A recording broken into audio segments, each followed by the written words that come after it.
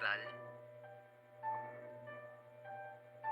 Patuloy ang pagluluksa ng maraming tagahanga sa biglaang pagpanaw ng Taiwanese actress na si Barbie Hsu, na mas kilala bilang Sunshine sa sikat na seryeng Major Garden. Sa edad na 48, sumakabilang buhay na si Barbie nitong February 3, 2025. Dahil sa influenza-induced pneumonia habang nasa isang bakasyon sa Japan, kasama ang kanyang pamilya para sa Chinese New Year holiday. Marami ang hindi makapaniwala sa biglaang pagkawala ng actress na minsan naging mukha ng Asian novela craze sa Pilipinas.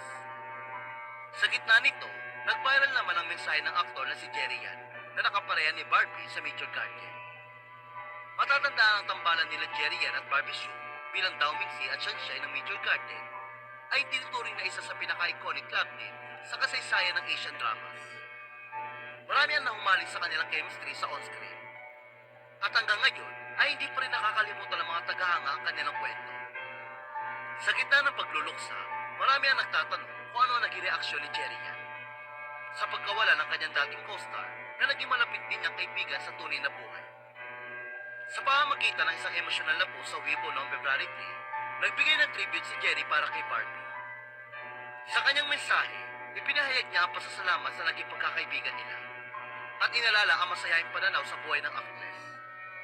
Ipinagdasal din niya sa kanyang paglalakbay sa kabilang buhay ay magkaroon nito ng kapayapaan at katahimikan malaya sa anumang alalhanin.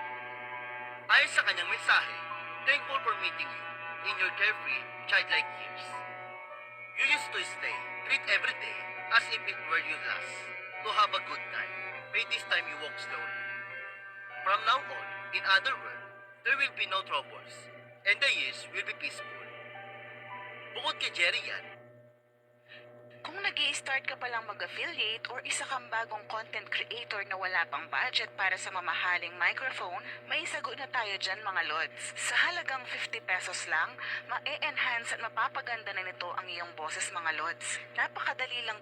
una na magbigay ng tribute si Kenjo sa pamamagitan ng pag-post ng isang throwback picture ng Major Garden cast sa kanyang Instagram stories.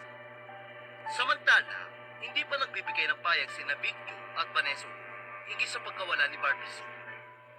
Sa kanyang pagpanaw, matatandaan na ulilan ni Barbie ang kanyang asawang si DJ Ko, isang South Korean musician at DJ. Pati na rin ang kanyang dalawang anak na may edad 10 at 8 mula sa kanyang dating asawa, si Wang Xiangwei. Nanatiling isang mahalagang bahagi ng kasaysayan ng Asian drama si Barbie Hsu at patuloy siyang maaalala ng kanyang mga tagahanga sa buong mundo.